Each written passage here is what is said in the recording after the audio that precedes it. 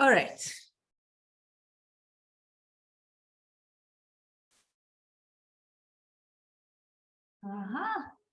We have one of our TAs. We can participate. You have the sheet, or is it with Nigel? That's okay. I did take a break. No. Running from lab. Okay. All right. What is supercritical fluid chromatography? All right, Lisa.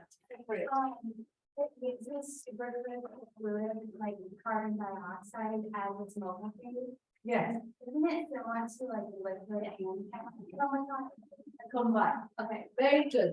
So we use gas above the critical temperature and pressure to generate the gas, make it a liquid. So it becomes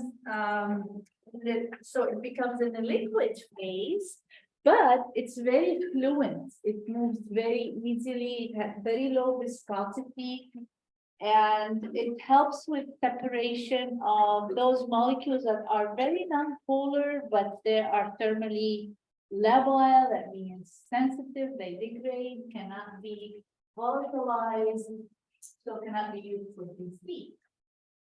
So we use equipment similar to HPLC, like columns are similar to HPLC columns, but detectors are similar to GC. So Lisa just participated she gets her +2. What is reverse phase chromatography? Sarah, it's where the stationary phase is not polar and not mobile. So the reverse. Yes, thank you. So we did more than half of you did the HPLC this week, and we did reverse phase chromatography for caffeine analysis, and we used a non-polar stationary phase and a polar mobile phase. In reverse phase paper chromatography, what type of compound travels the most with the mobile phase? The polar, yes, because in reverse phase you have water. Okay, water as your mobile phase, so it's polar. It doesn't like the stationary phase that is not polar. So as water moves, the polar compound will move with it more. What does PLC stand for? Carol? No. Number 11.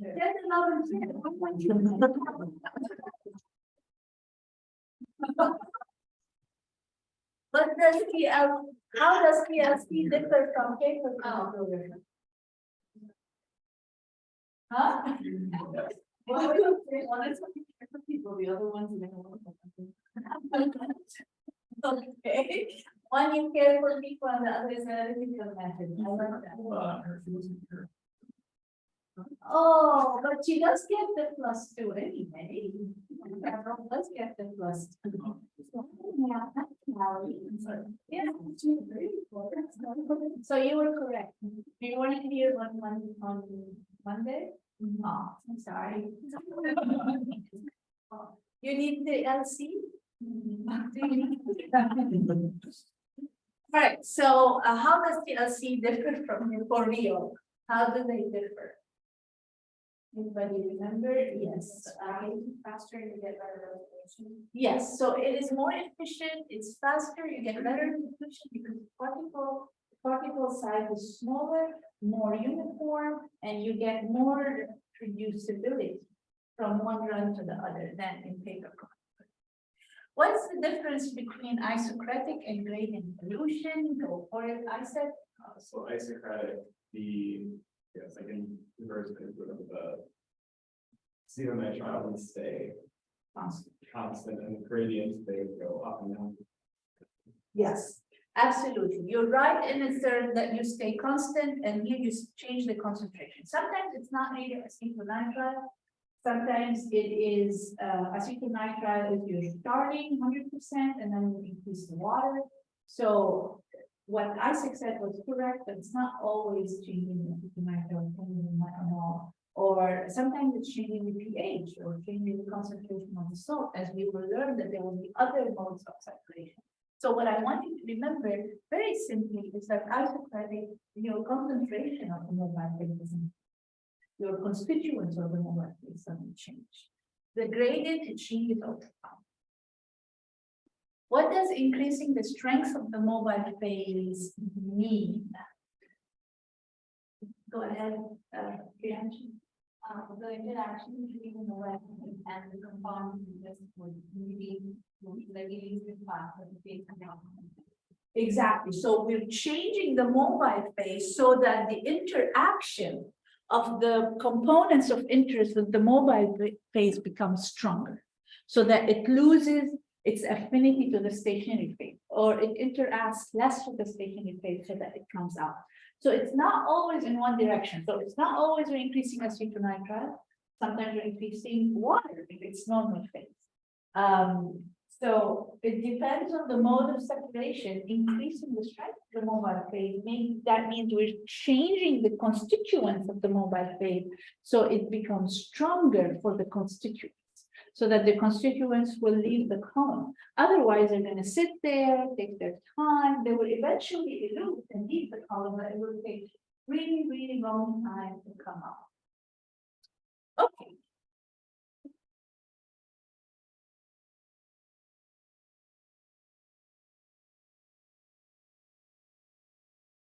So we were talking about adsorption chromatography, and in adsorption chromatography, your solid phase, just as a refresher, your stationary phase is solid and your mobile phase is liquid.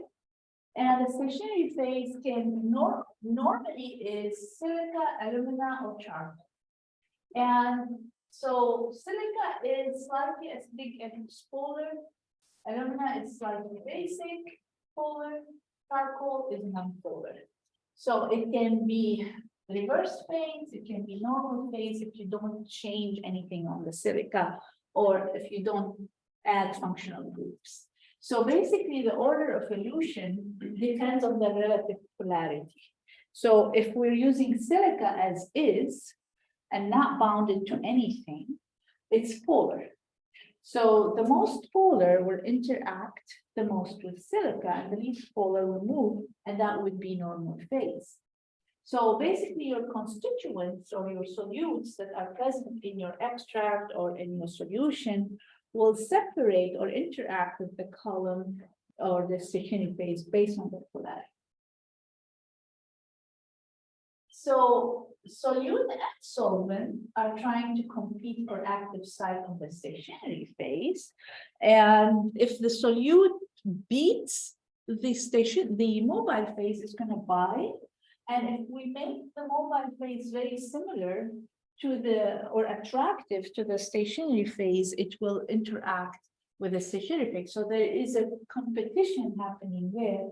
But one thing we talked about in the HPLC lab is that, and we mentioned in lecture, the most important thing in chromatography is for your solutes and your components to interact with your stationary phase. If there is no interaction, there is no separation, and the compounds will leave the column together. So it's very, very essential that we set up our initial conditions to allow constituents to interact with the column, and then we can change the affinity, to change the elution time, and so on, so forth.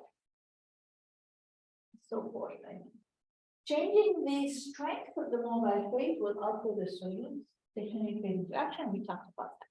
So changing the strength will allow the solutes to leave the column and interact more with your mobile phase, and the mobile phase is competing. Now, if we have a reverse phase, we have a non-polar stationary phase, and then if I increase the acetonitrile is non-polar, so the competition increases between the mobile phase and the solutes. But think about it that way, is that the simplest way to think about it is you want your compounds to interact with the column, and then you want them to leave the column. So first, interact, separate, leave the column within a reasonable analysis time. You don't want to sit there for 3 hours for one sample. Shortest the analysis time, the more efficient is your life in the lab. Okay.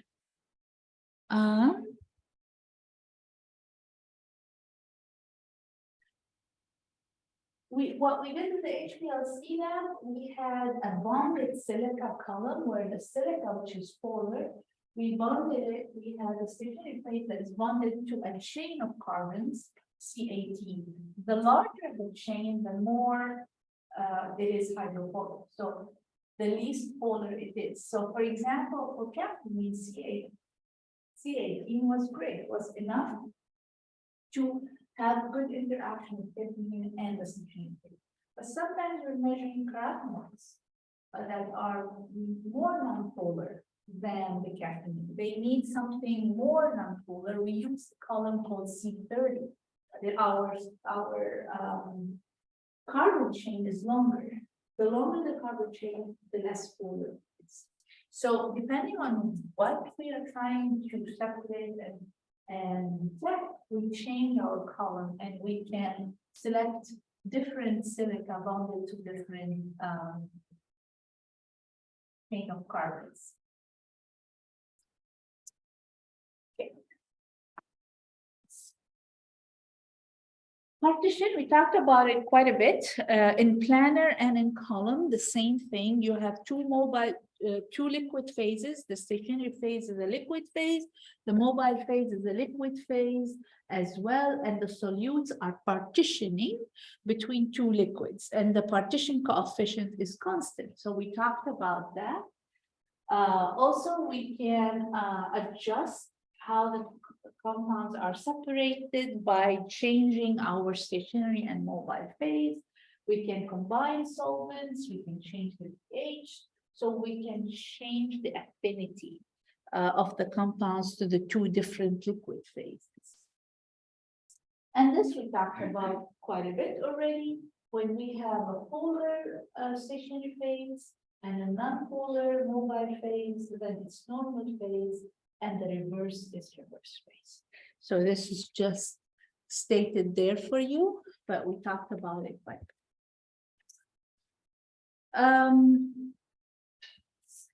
So in liquid chromatography, often if in a column you have silica gel, so silica is the most common support that we use, whether it's solid liquid or liquid.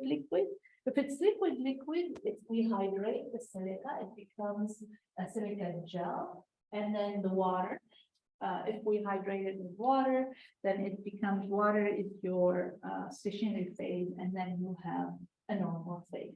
And often we use bonded support, same as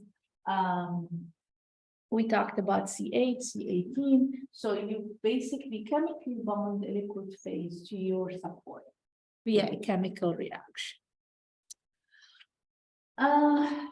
Hydrophobic interaction chromatography, one chromatography that we use a lot in the lab, in my lab, and we utilize it for protein separations, very specific for proteins, and it's very efficient if I have a mixture of protein and something else, like fiber or starch.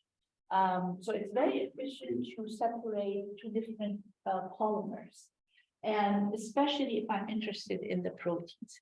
It can also separate different proteins within the mixture if they vary in their hydrophobicity. So it's a very powerful chromatography and is used for proteins. Proteins, antibodies, antigens, enzymes, and the sort.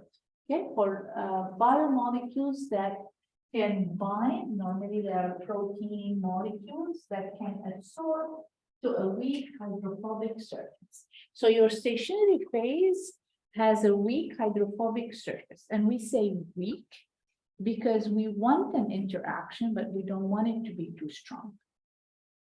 If it's too strong of an interaction, it will be so hard for the protein to leave, and we get something we call column fouling. You probably learned about that in processing if you have taken processing, where you have fouling on membranes. or in tubes, heating tubes. So basically the protein sediments and never leaves. So we don't want it to be a strong hydrophobic surface. And if we have a very hydrophobic protein, it will bind even strongly, even though it is weak. So sometimes we have to cleanse our stationary phase with alkaline, with a strong alkaline to kind of remove that protein. So it is an efficient method, but we have to be very careful in our parameters and in our choice of the stationary. So the stationary phase is a hydrophilic support bonded to a hydrophobic ligand. A very common one that we use in the lab is butyl separate. So that is a very common stationary phase used. And the mobile phase in this case can be a range of different concentration of salt. So sometimes we start, it's a common thing to start with a 1 molar ammonium sulfate, but it can be a different salt, it can be a different concentration. But the idea is you start with a very concentrated salt solution, and then you build a gradient downwards where you decrease the salt concentration over time. Now, why is that? Let me explain the principle. So in hydrophobic interaction chromatography, it's based on the principle of salting out. Do you remember from food chemistry, if you have taken food chemistry, the proteins in food chemistry? I even have my slides given to George. I don't know if he still uses my slides, but there was a salting out slide in. Anybody knows what we mean when we say salting out? This will help you understand this principle. Literally translate salting out. I'm salting out what? Out of solution. I'm salting out of solution what? Yes, ma'am. My guess is that the lineation change, like the charcoal weights about extraction 20 minutes. Wonderful, except we don't call it isoelectric point. That's when it's pH change. So when you change the pH, you can bring the pH to the isoelectric point where you have a total net charge of 0. But for salting out, you're correct. You have the salt that shields the charges on the protein.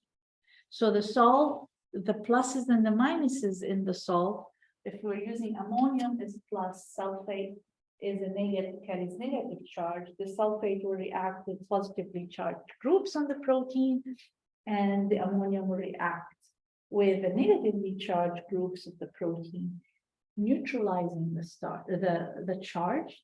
So they salt out of solution. So if you have the protein solution and you add a bunch of salt, it will precipitate. It will salt out. That means out of solution. Okay, so we use that principle here in hydrophobic interaction. So we have different proteins that have different hydrophobicity on the surface. And if we have carbohydrates, we don't have hydrophobicity on the surface. Anyway, to start with. So if I want to separate the protein from the carbohydrates, I don't want the proteins to leave my column right away. I want to make them precipitate on my column and then wash out everything else I don't want. So what I would do is I would run salt solution through. The proteins loses charge. So when it loses charge, it will start interacting with the column. There is no repulsion anymore. Okay, so you don't have charges, so the hydrophobic and the hydrophobic will come together and will interact with the column. The protein with the most hydrophobicity on the surface, designated by the red, will interact the most with the column. The protein with the least hydrophobic surface will interact the least with the column and come out first. So that's basically the principle. It's based on salting it out of the solution, making it interact with the column, and then we reduce the salt concentration. Sometimes in our lab, we only bring it from 1 to 0 right away. because I don't want to separate the proteins. I don't care. I want to get all my proteins separated from carbohydrates. So I start with 1 molar, get all my carbohydrates out, then change to water, get all my protein out in one big peak. But if I want to separate some proteins, the hydrophobic from the non-hydrophobic, different fractions of the protein, then I can play with my gradient. I go from 1 molar to 0.7, to 0.4, to 0.3, 2.1 to 0 over time. Then I can separate these proteins from each other. Okay. Let's see if you were listening. In hydrophobic interaction chromatography, interactions between solute and stationary phase are mostly Ash was listening and reading. So that's great. Yes, hydrophobic. All right. Ion exchange. This is a little bit more confusing, more the separation to you guys. Some of you will catch it on very quickly. Some of you will be confused a little bit, like when I first learned it, I was a little bit confused. So anyway, in ion exchange, we have 2 types of ion exchange. We have cation and we have anion exchange. So mainly, we can separate ions that all have positive charge. We can separate them from each other using cation. And if I have a mixture of negatively charged protein at a particular pH or negatively charged molecule at a particular pH, I can separate them with anion. So when you hear the word cation exchange, I'm separating positively charged molecules. When you hear anion exchange, I'm separating a negatively charged molecule. Okay, where is the confusion? The confusion stems from you understanding that positive attracts negative.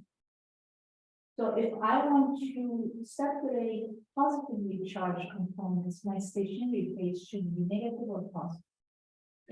Negative. So now I have a negative stationary phase, and I'm separating positively charged molecules. I call it cation. The confusion lies in students hear the cation exchange and they go, my stationary phase is positively charged. No, it's not. So when you hear the word cation or anion, it is the property of the components you are separating. It's the property of the compounds, the solutes, whatever you want to call them, that you're separating. Okay. Good. It will be confusing for a bit, but then when you repeat it in your head, and I repeat it multiple times, it will stick. Okay, so in ion exchange chromatography, usually we have a polymer, a resin. Polymer, resin means, say, polymer background, like a support, that has a functional group that is charged. So, and in your mobile phase, you also running charges, they're charges and buffers. So in ion exchange, your mobile phase is a buffer. It's run at certain pH at a specific salt concentration. It's not just water. It is not just, it's not an organic solvent for sure. So it is a buffer at a specific pH, specific salt concentration, and you can build a gradient and you change the pH over time, or you change salt concentration over time to change the strength of your level.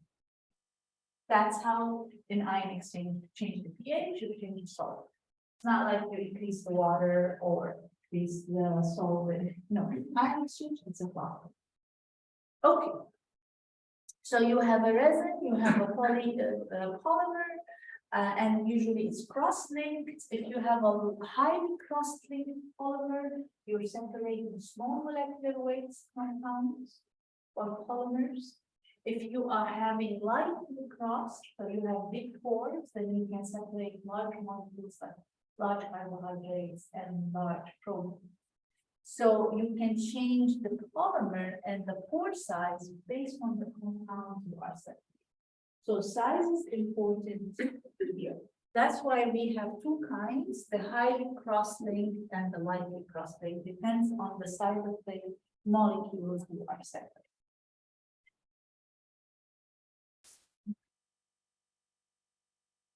So this is one type of polymer, which is polystyrene. You have a styrene and you have divinyl benzene. You build a polymer and you have an R group in this polymer that gets derivatized to be either positively charged or negatively charged. If it's positively charged, then it is an anion exchange, right? Remember, negative attracts positive. So if you have a negative, you're attracting positive, you're separating positively charged molecules, it's called cation. If it is positive, you're attracting negative, you're separating negatively charged molecules. Circle that on your slide and try to remember that concept. Okay, another form of polymer, which is more commonly used, it's a polysaccharide base. So you have polysaccharides intertwined, linked, different pore sizes are generated, and OH group is the one derivatized to either have an acid or a base. If it's an acid, it will be negatively charged. If it's a base, it will be positively charged. So the functional group on here, derivatized at different OHs, can be an acid or a base. If it's an acid, it will be negatively charged. So what type of ion exchange? Cation or anion? Cation. Thank you. Yes, some of you are with me. So if it is a base, then it's positively charged. Is it an anion or cation exchange? An anion. Very good. We're doing it. Now I'm going to introduce a little bit more of an annoying concept. It keeps getting worse, doesn't it? Okay. So, well, for you, worse, for me, better. Okay, so there is a weak acid and weak base, strong acid and strong base. In chemistry, when you hear weak acid, what does it mean to you? Doesn't fully dissociate. So it's not, you change the pH a little bit, drop the pH a little bit, it's going to pick up a proton and lose its negative charge. So same with a weak base, it gives the hydrogen very readily, the proton very readily. So if you decrease the pH a little bit, it'll pick up the proton. If you increase the pH a little bit, it's going to lose its proton. So weak acid, weak base. The strong acid and strong base, they have high dissociation factor. So they are negatively charged. The acid, the strong acid, is negatively charged over a wide range of pH. Unless the pH is 1, for example, then it will be protonated. Whereas the strong base is positively charged over a wide range of pH. Unless the pH is 11 or 12, then it will lose its proton. Now, in ion exchange, why do we have these options? To make our life miserable? No, to make our life easier. So we have choices based on what we want to separate. Let's say I have a mixture of compounds, molecules. I just want to take the positively charged molecules. I don't care for negative charge or neutral. I don't want to separate the positive charged molecules from each other. I just want to grab them all. So then I use a very strong acid. Then I would just, it's very negatively charged. Everything, all my positive charge compounds are going to bind on it. and everything else will separate. I don't care for separation of positively charged molecules, I just collect them together. However, if I have molecules like proteins, for example, they're often negatively charged above pH of 6 or 7. And I want to separate them from each other. They're negatively charged. And I need to separate them, so I want to work with their affinity a little bit better. So what I would do is I would select a weak base, a positively charged stationary phase that is highly impacted by the pH on the solvent system. Then I would have my proteins that are negatively charged interact, and then when I change the pH, I change the affinity, and then they can separate, and I can dilute them separately. So that's why I have options. It's based on what I'm separating. Can I build a gradient? pH change is not going to matter. Do I care? So it's based on my objectives, basically. So this is what I stated earlier about strong and weak, and how the composition in terms of salt and pH will impact the mobile. So basically, if I increase salt content, I'm shielding charge, so I can help eluting samples. If I increase the pH or decrease the pH, depending if I have cation or anion exchange, I will also change the affinity. If I have weak base or weak acid or weak base. So how am I separating? I'm separating based on ionic valence. That means the charge on the outer shell of your molecule. So on the surface of the molecule, if it's a large molecule, how big the molecule is, and the concentration. So these characteristics impact how the molecule is going to separate on my column. All right, so let me give you an example of changing the strength of the mobile phase. So let's say I have I'm separating positively charged molecules at the pH of 6.5. So they're positively charged at pH 6.5. Above pH 6.5, they will start being negatively charged. Below 6.5, they're going to continue to be positively charged. Okay, so I'm separating those, and if I want to increase the strength of the mobile phase, do I increase the pH or do I decrease?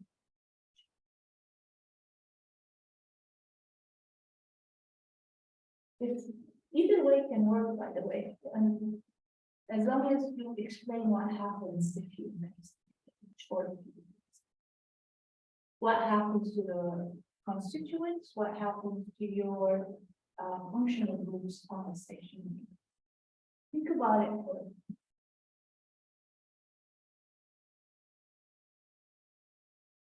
no. Nowhere? No guesses, Kevin? I'll take a shot at it. Yes. +3 for Kevin? So if you have a stationary phase that's like, say, just strong and basic, in your ink. So your compounds are positively charged, and you're starting with a weak acid, let's say. So it's negative. On session. Okay, So you have negative charge on the Yep. stationary phase, and the compounds are positively charged. At So- pH 6, let's say. yeah, if you then increase the pH, you said that the mobile phase would become more negative. The mobile phase will become more. Yes, so if you're increasing the pH, the mobile phase is becoming more negative, it'll have less interaction with the stationary phase. Yeah, So it'll elute faster. And then the converse would be changed. So if you wanted slower or more clear separation, you could decrease the pH of your mobile phase. And then they would have more interactions with the stationary phase, and then you'd have better separation. And then you gradually increase the pH again, so that they So that come they out. can all come out together. Yes, perfect. So you can go about it that way. So if you have a positively charged compound, and if you decrease the pH, they're going to interact strongly with your compound. If you gradually increase the pH, you have more, let's say, OH minuses or more alkaline in your buffer, then you can potentially neutralize your positively charged molecules, then they will lose their positive charge and they will no longer interact.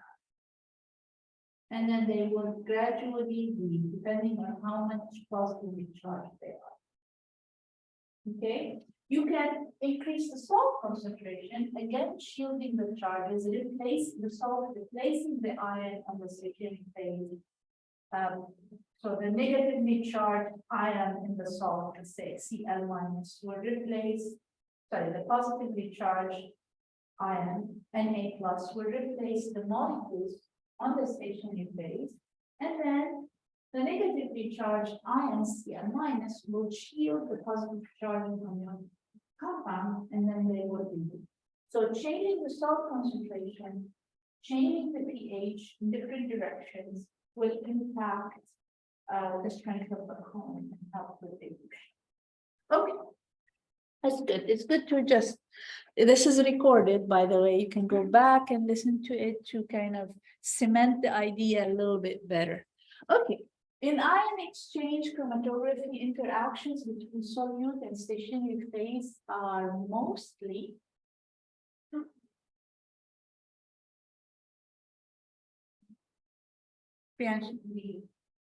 yes, electrostatic. Positive to negative interaction. Affinity chromatography is not as often used for different applications. It's used for very particular application. Purifying of the particular allergen using antibodies, purification of enzymes, purification of glycoproteins, for example. So this is for allergen application. This is for purifying enzymes. This is general for glycoproteins, for example, if you want to separate those. So it's not very common. It is for a very specific purpose. And what you use is a solid, is a strong support, very porous, so that you can have a spacer and a ligand. So that could be your antibody, your enzyme inhibitor, your lectin, and this could be a chain, a hydrocarbon chain or whatever, just spacing it out a little bit for easier interaction. And here you have the very specific analyte that you are looking to separate from a mixture that will interact very specifically with your ligand. Okay, so your support is porous, high surface area, is inert, and these are some of what we use as support. Okay, so it's a very specific type of chromatography with very specific application. So elution method. So once you have the interaction, the very specific interaction, you separated everything else, left your column. Now you're ready for your compound to leave the column and collect it. You can have two ways of eluting or helping your compound leave the column, leaving the column. So not specific, you can change the pH, the salt concentration or ionic strength, or temperature, because it's a very specific way of binding. If you change the pH, you're changing the charge. Change the salt, you're also changing the charge load. Changing the temperature might not be optimal for enzyme inhibitor interaction, could be changing, for example, the structure of the protein. So basically, if you change some of these conditions, you will help your analyte leave the compound. In other cases, you keep everything constant, so make the method really easy. You use a constant buffer. You don't want to change that.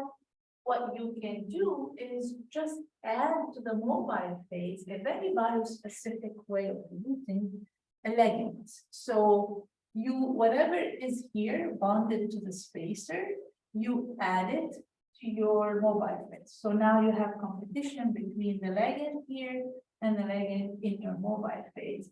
And it is, of course, a reversible interaction. So you push the interaction more towards the mobile phase and it comes out.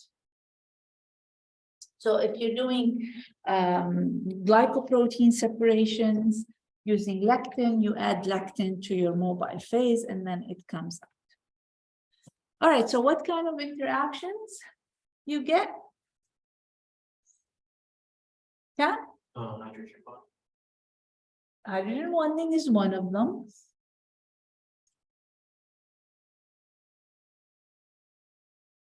Very specific lock and key, it involves all of this.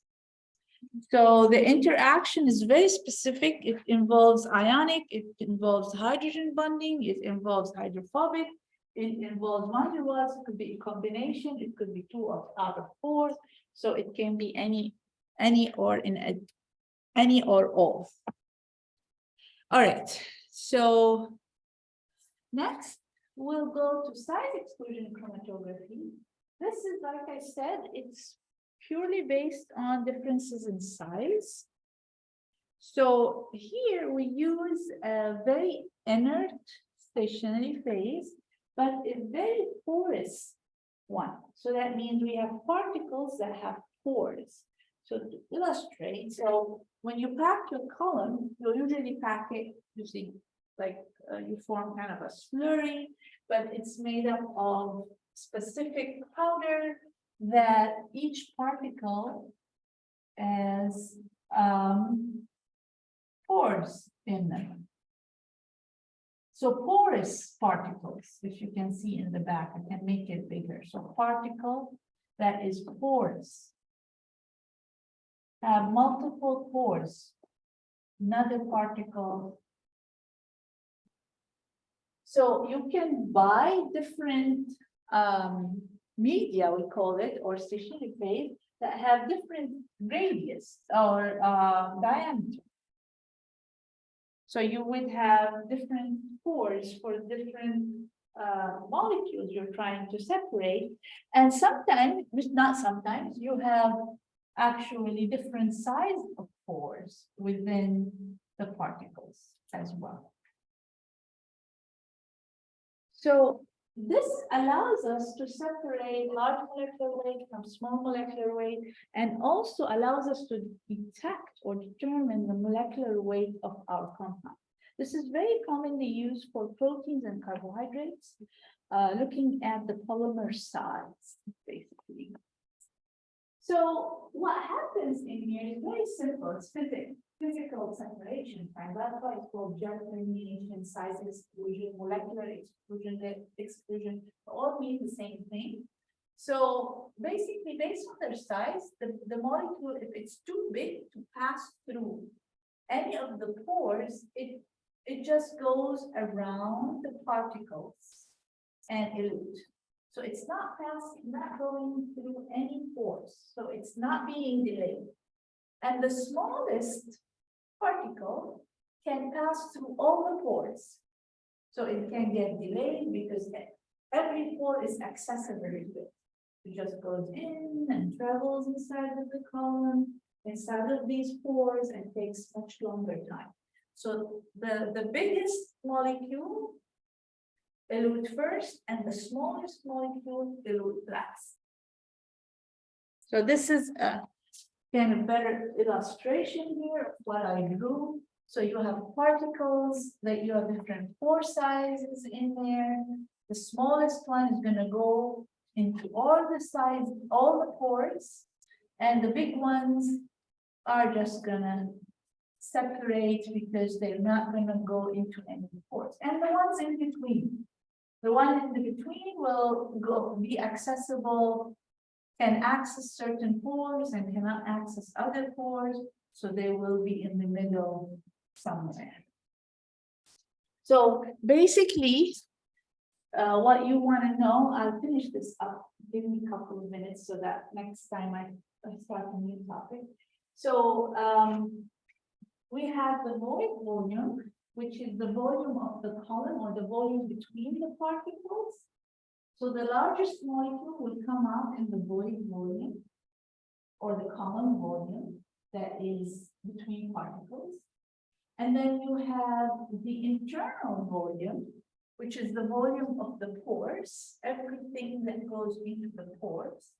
And the void volume plus the internal pore volume is your total permeation volume. It's the volume of the entire media and column based on the size of the column. So the smallest will come out last, the biggest will come out first.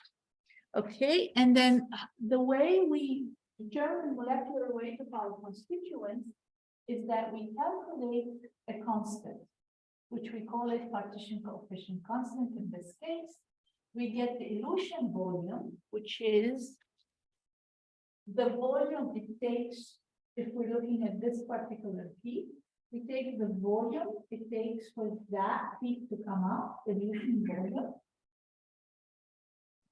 and subtract the void volume, and relative to the total volume, subtracting the void volume. So we get this constant, and we run standard molecules, and we get the log molecular weight of these standard molecules, and construct the standard curve, and use that for our unknown to determine the molecular weight of our molecules. So it's very efficient, size exclusion. We use it to identify molecules of different molecular weight, looking at the degree of polymerization, the size of our components. So it's a very powerful tool. What kind of interaction happens? Size exclusion, what type of interactions? Yeah. None of them, no interactions. Okay, it's based on size. This is your study table. This is your Bible for chromatography. Study it, learn it. You will know chromatography very well. This is the summary table present in your chapter. It tells you the separation mode. What would be your stationary phase? What would be your mobile phase? How you change the strengths of your mobile phase? What elutes first? What elutes last? And the type of interaction. This is what I need you to know for each mode of separation. Okay, thank you guys for staying 2 minutes extra.